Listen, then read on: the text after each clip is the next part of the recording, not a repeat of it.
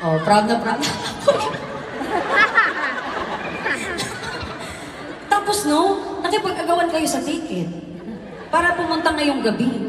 Alam nyo namang maririnig nyo yung mga masasakit na kanta. Tapos nakipag-unahan po. I love you too. Tapos nakipag-unahan pa kayo, no? So, na-scam kayo.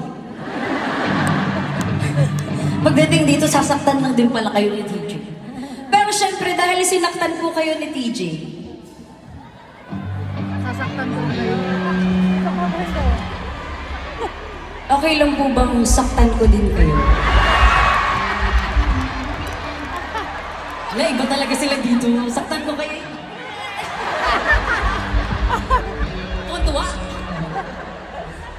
Di seryoso, okay lang bang saktan ko din po kayo? Para fair. Pero kung sa kanya, sasaktan niya kayo sa inyong puso. Nung huli kasi naming show, sabi ko, sinaktan niya yung dibdib niyo. Kasi nga, again, I'm Visayas. So, you know.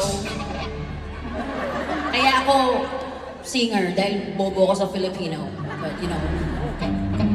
Dahil sinaktan niya yung hindi nga dibdib. Sinaktan niya yung puso niyo. Sasaktan ko naman po ang inyong mga katawan. Okay lang po ba yun? Okay lang ba yun? Sumakit muna yung mga tuhod natin! Kasi magtatayuan po muna tayo!